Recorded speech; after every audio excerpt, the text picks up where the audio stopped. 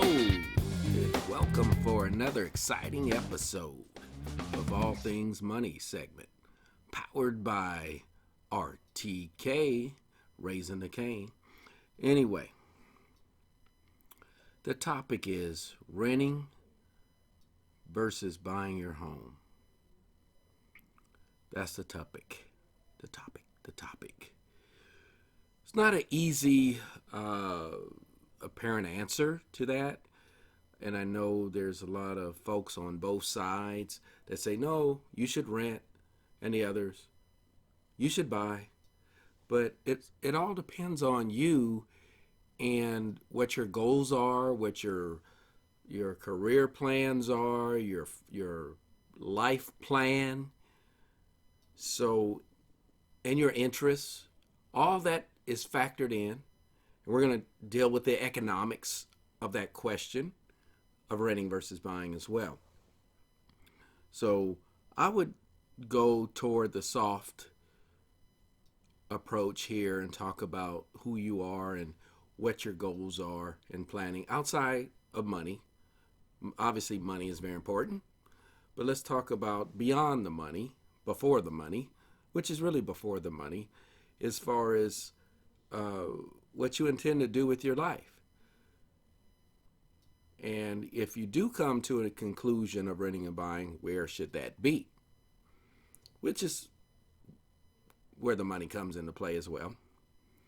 So what area do you want to live in would probably dictate that. So, there's certain parts of the country where the cost of living is extraordinary, let's say. Like California, for example. Let's say the Bay Area, San Francisco areas. They have San Diego, they have Los Angeles.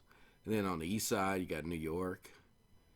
And you got some other pockets of extreme cost of living. So, and can you afford it? That comes down to affordability as well.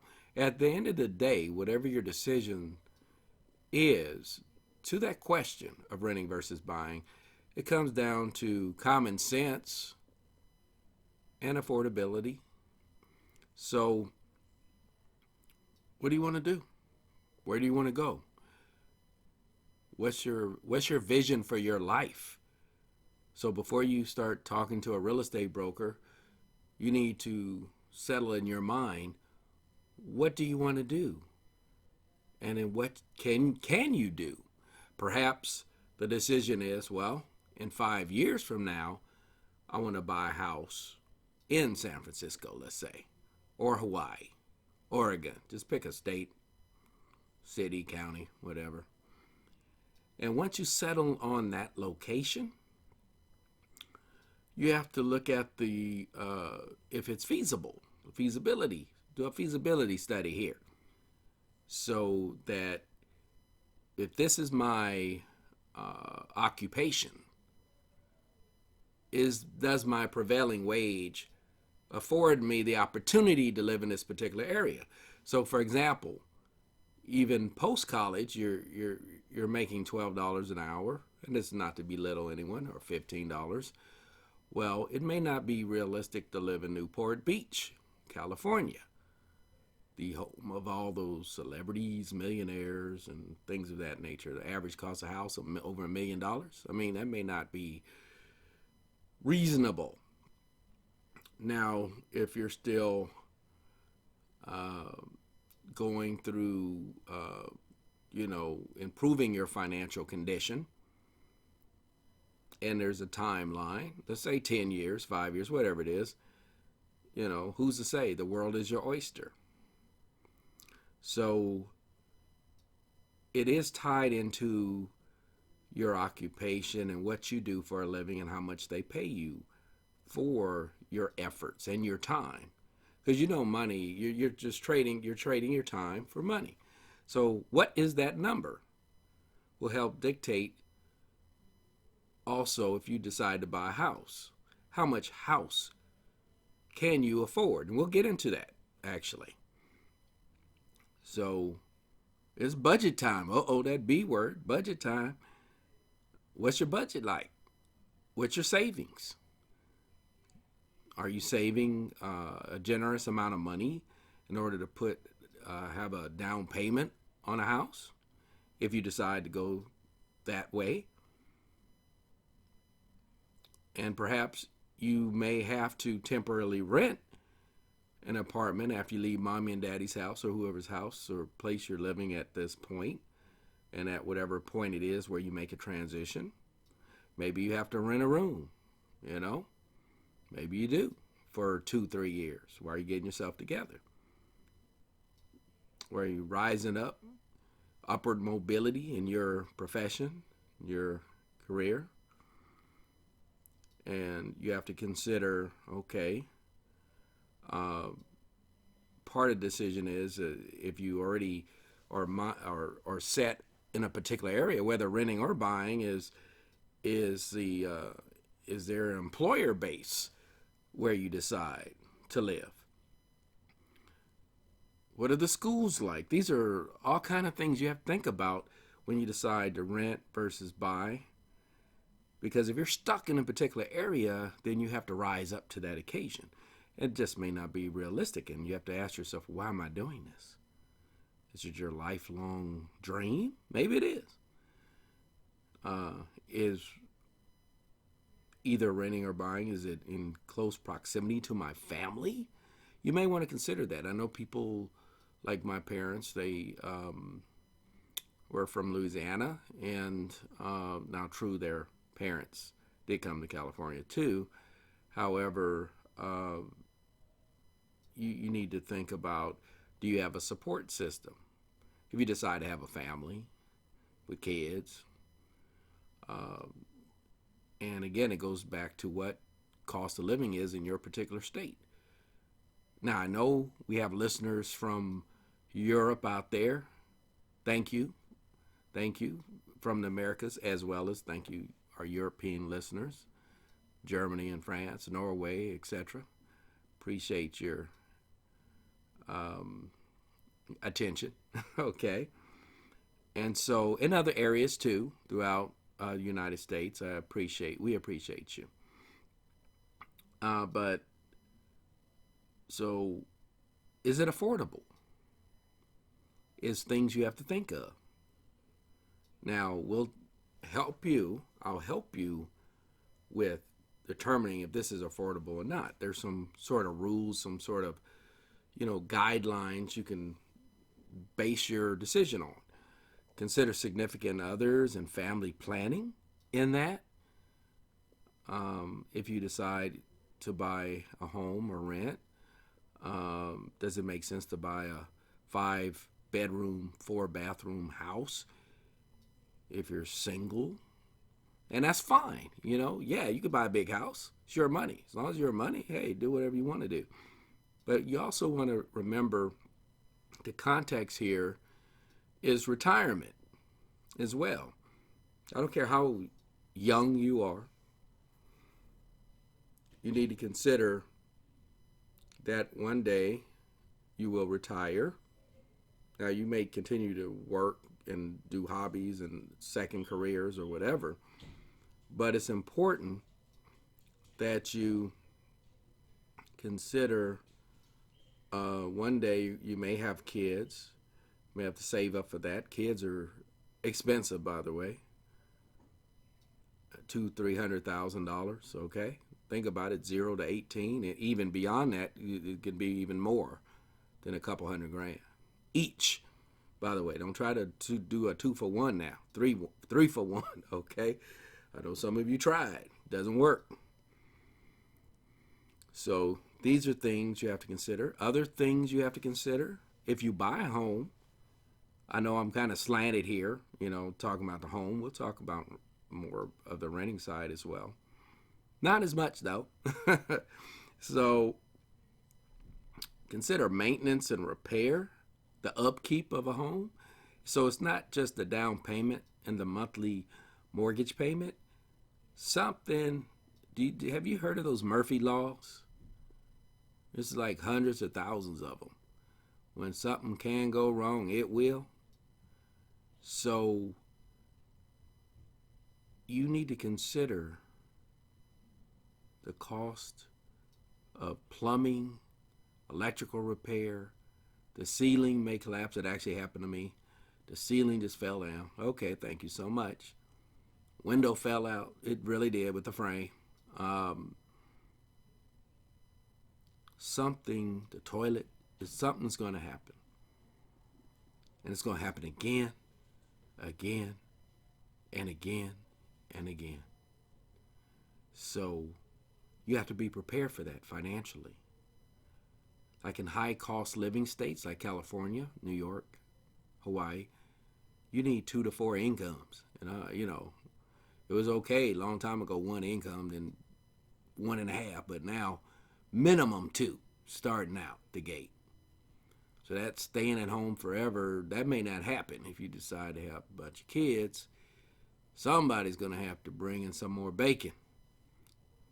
I don't know how many jobs you can have at one time, but you got to think and think and think with the big head here, and think clearly about your situation or your plight. You know it's not good when you start talking about my plight. So really seriously think about it. Could lead you into bankruptcy and poverty and divorce, okay? Another topic, podcast is, causes for divorce. Money is up there, okay? That's it. That's the big one. Or you just live an unholy nightmare for 30, 40 years. That's not good either, is it? Tolerating someone. So back to the subject. Things can happen where you can have to have a contractor, a handyman, something, a specialist. And the bills. There's a whole lot of bills. There's bills on both sides, whether you rent or buy, but buying has more bills than renting. That's the way it is. So somebody expects some money. And let's say, in either way, whether you're renting or buying, you could have a HOA, where folks, there's usually a monthly fee. It'd be, in my case, when I bought a condo, that they had a HOA, where it was like, I think $112 a month, something like that, on top of the mortgage I had to pay. And I didn't like that, but they kept up with the park in the neighborhood, the curb appeal. So that money was spent to beautify the neighborhood, so to speak. And so I had 2 of them actually. When I bought a condo, and then my first house, they had HOA as well. So that was an added expense. Now some of these could be hefty, $245, $300 on top of the mortgage. So, and they can foreclose, by the way, put a lien on your house, so you have to pay it. You agreed to when you purchased the house. So it's important that you realize the true cost, and what you don't want is to keep up with the Joneses. I think most of you have heard of that expression, where you're buying stuff because your friends and family, those who influence you, or spending money in a certain category, like buying expensive cars, expensive clothes, going to the club, buying expensive dinners and expensive wine, $10,000 bottles or something, trying to keep up with them. You don't want to show that you're diminished in any way. So, and people that don't really like you, by the way, sorry to bust your bubble, they don't care. And you don't know their financial situation. They could be on the edge of bankruptcy too. They're not going to tell you. But so all these people trying to keep up, and let's say all of you are just rich. It's pretty stupid. At the end of the day, do whatever you want with your money, but just spending money because other people are spending money. It's like a poker game, up in the ante. So, okay, I put in 500, you got to put in 500 too. Well, sometimes, was that Kenny Rogers song? You got to know when to hold them, know when to fold them, know when to get up and walk away. You better count your money. You better not count your money sitting at that table. People will see that money and take it. So stop trying to impress people pretending to be your friend. And you trying to be their friend. Fake, fake, fake, fakety fake. Don't drain the bank account. Don't go broke. And no sense in having multiple jobs or working where you're killing yourself 100 hours a week just to pay for basic necessities. Live according to your means. And see, when you evaluate all of this, that'll help determine whether you rent and buy your home. In my case, what did Michael Caine do? Rented an apartment when I left Mommy and Daddy's house. And it was about a year, and I said, and I had a plan. In a year, I'm going to buy a house, buy a home. It wasn't a house, it was a condo. First thing we could afford. Then at the condo, I said, within 2 years, going to buy a single family home. That's what happened. It was planned to put that money in the savings account religiously.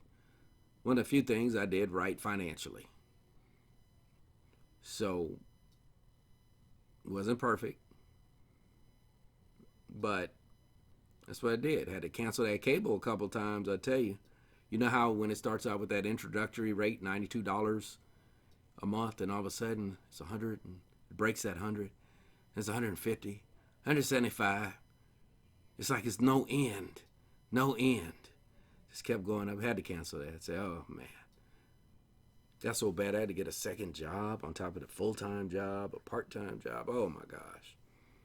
Actually, I like both of them, but I wouldn't do that forever. 2 jobs, wow. Had fun, had a blast. So anyway, you have to consider also man's and woman's best friend, dogs, cats, whatever. Can you have pets? And sometimes there's restrictions even in apartment living or renting a home and buying a home. There's once you buy a home, you do whatever you want with it. But some of you may be more excited to buy if you can't have pets, or or the cost of pets adds. Landlords, they do usually charge extra, be $50, $100, $200 more dollars a month if you have a dog or cat. And some restrict, you can only have a cat. Some you can only have fish or turtles or something. So you have to ask all these questions before you jump in this thing.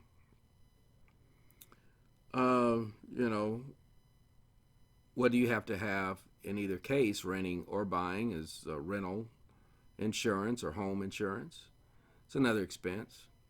Property taxes. There's personal and real taxes involved, depending if it's apartment or home.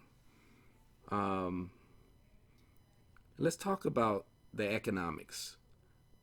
Buying a home. Other than everything I just said, obviously, I hope you're listening for that. Yeah, what about the numbers? What is a mortgage payment? Well, typically a mortgage payment can include principal, interest, taxes, and insurance. Now, there's a 28% rule. Have you heard of that? Yeah. Now, I gleaned some of this data from Chase. They're not a sponsor, by the way. But mortgage payment. And I knew from buying homes in my life, the decades of buying homes, pretty much what the numbers are. But I wanted to see what they're saying in today's society versus Michael Caine's 30 years ago, 20 years ago, 10 years ago. The rule of 28% rule, that your mortgage, your mortgage payment should not be more than 28% of your monthly gross income. Okay. Now, you can somewhat violate these rules or principles, but this is what they're looking for when the banks or whatever financial institution, when they're evaluating your ability to get a loan or not. Now, most of us typical mortals will have to get a loan because we usually don't have. Well, at the time when I bought my first home, it was 108,000, and uh, you try buying that in a high cost state now, right? 100,000, yeah, really. Then 225,000 I paid. Then they creeped up 275, 300. It's like $500,000 now. When I sold the first home, it was 500,000 that I bought it for 225. So that's a nice chunk of profit there. 300,000, man. That shows you inflation and the demands, supply and demand. Who can afford that now? Say, man, if I was starting over, man, that's something. So no more than 20%. So let's say you earn 10. We're gonna give you a pay raise, 10,000 a month. You just multiply that times 0.28. You do the math, 2,800. No more than that. That's what they're looking at. So what percentage of your income should go towards your mortgage? That's a big question. You have to know that before you talk to any of these folks, some bankers or real estate folks. Do your homework. And some of they will give you this too, but it's good to be prepared. They'll have more confidence in you if they observe that you did your homework. So 2,800, okay, based on the 10,000 a month income. But we know a lot of people don't make that, but it was simple for me. Thank you so much for letting me do simple math. Also, they have a 35% pre-tax and a 45% after-tax model as well. They can judge you on. You will be judged, by the way. So you can't judge me. Yes, people judge you. You will be judged. Well, what does the 35% pre-tax mean? Well, they're saying that your total monthly debt should not be more than your pre-tax income. Let's use that 10,000 a month. Make it easy on Michael Caine. Multiply that 10,000 times 0.35, representing 35%. That's $3,500. So your total debt should not be more than $3,500, including your mortgage payment. What is that 45% after-tax model? Well, it's the same principle, except let's assume instead of pre-tax 10,000, your after-tax gross monthly income is 8,000. So multiply that 8,000 times 0.45, representing 45%, you get 3,600. So they'll determine you can afford somewhere between a $3,500 $3,600 payment. So there you go. There's some of your math. Oh, we're not done yet. Now I remember I went through the hellish thing here, buying a home and renting, by the way. I rented twice in my lifetime, and that got more complicated. And I'll tell you that in a moment. DTI, debt to income ratio. They're definitely going to look at that. How much debt you have versus your gross income. Now that debt better not be too high. Okay? Your income, they're looking at that gross monthly income in and of itself, but they're going to be doing these ratios, like the DTI, debt to income ratio. But they are going to look at a flat, what are you making? Because if your flat is making $800 a month, well, they're not going to even need to do a ratio on you. Won't matter what your debt is, because you say you just don't make enough income. What's other things that they're going to look at?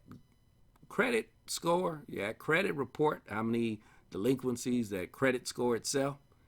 Oh yeah, they're going to drill you. You will be judged. People going around judging people. You get judged all the time, by the way. Judge who your friends are, right? So come on, where you work, what kind of dog you get, what kind of car you have. You're judging all the time. So credit score, you will be judged. Down payment. Do you have the money, considering everything else that's been said in this podcast?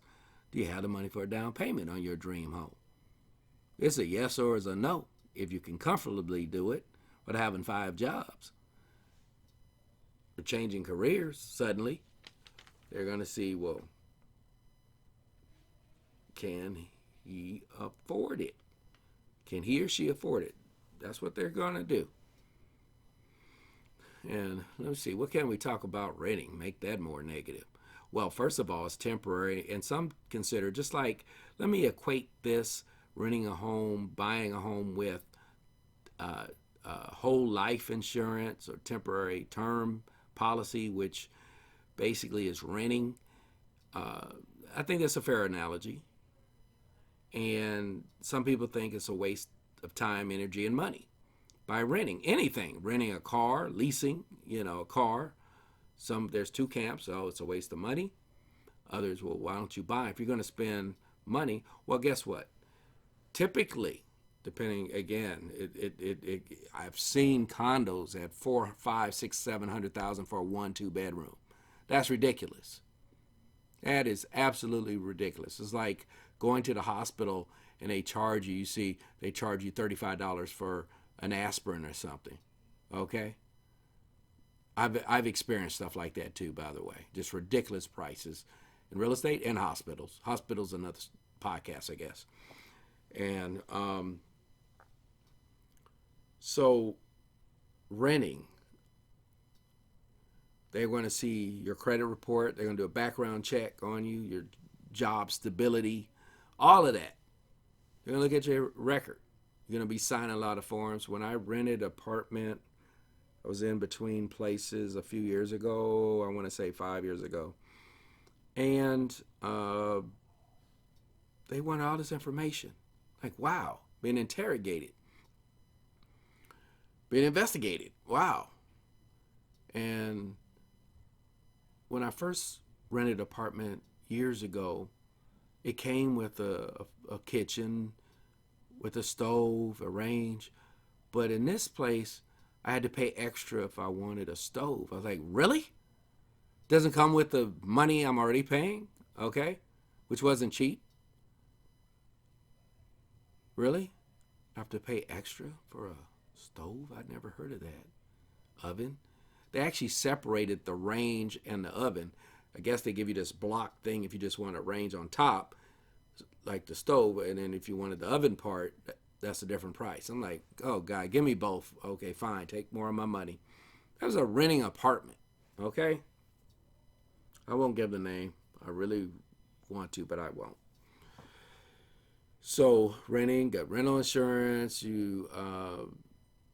And then you have no control who your neighbors are. Really, at least buying a home, you do. You just don't move there. You don't buy the house if you don't like the people next door or across the street or whatever. But apartment, yeah, to some extent you have a choice. You don't have to rent it, but it may be the only viable option you have. I didn't want to spend $3,000 a month on a 1 bedroom. That seemed ridiculous. Which, my God, really? So either way, you may get kind of screwed, whether apartment or the home. So you just have to keep it as positive and do your research, do your homework, and make sure you're not overpaying for something that, no, just overpaying. Either way, rental or business. That's another show. Buying a home. And so I do want to harp on one thing. In either case, whether you decide to rent a particular area or buy a home, but it's more detrimental if you buy because you're stuck there. I mean, you try. I bought and sold houses. Okay, it can take a while. It can take a long time. It can really do take a long time. So think about the schools for your kids. Is the school good, so poor, or just very bad? And you can look on the internet, do your research, and show that out of 10, is a school. To me, the lowest number would be a 7 to 10. Okay. And I know not everyone can afford 7 to 10 schools, 10 being the highest rating. But that's a deal breaker for me. Because some of these ratings were like 2 or 3. Really? That means the kids aren't learning anything. They're just letting them go to school, and it's just not a good thing. Why send your kids intentionally to a school that isn't teaching them properly? And so, or it's just they're not enforcing rules or whatever their case is. I love teachers now. It's not their fault. It's the folks behind this. Okay? So it's not their fault. All that property taxes, that's where the schools get their money, is property tax. So it's important that you look into an area that's acceptable as far as school. And also the crime rate is another element, and that's renting or buying a home. Consider the crime rate. And again, there's websites out there. I like Trulia. They give you the school rating and the crime rate. They tell you exactly what kind of crimes were created if you put the address in. It's like so neat, Trulia.com. And so when I'm looking for real estate, that's the website I go to. And let me see the school real estate, the crime rate. And also, you can see how many retail stores or restaurants or activities in a neighborhood within 2 or 3 miles or so. And that's good to know too, what's around you. So do you have to drive 15 miles to a hospital or a store? Now if you live in a rural or countryside, of course, that's what's going to happen. But we're talking about the city, so as well. So anyway, it's a lot to consider. And I can't tell you, Michael Caine can't tell you if renting a home is better than buying a home, because it depends. The answer really is it depends. It depends on you and your dreams and your vision for you and your family, your future family. So I would recommend and highly encourage, don't buy a house when you still haven't decided all of these factors. Rent a bedroom or something after leaving mommy and daddy's house, or rent a house, rent till you decide what you permanently want to do. And permanently may mean just 10 years for you. Say in 10 years, I'll buy this, I'll sell it, and then I'll go, because it's long enough to have a home. 10 years, I would say, is long enough to have a home. But if it's like 3 years, 2 years, it may not make sense. It may take that long just to sell it, depending on where you are, what kind of home and what shape and condition. So anyway, I hope I gave you useful information and things to consider. My job is to give you things to consider, not just to give you a conclusion. The conclusion is up to you. I believe in free will, believe in education. Okay, so you have to educate yourself on these things, and so it's good to listen. And, I still do. I still learn. I still grow. So I'm glad to help you learn and grow. So thank you to all the listeners around the world. I'm pleased, hope to come to your respective countries one day. And so anyway, this is another wrap, and I look very much forward to the next exciting episode. All things money. Ciao.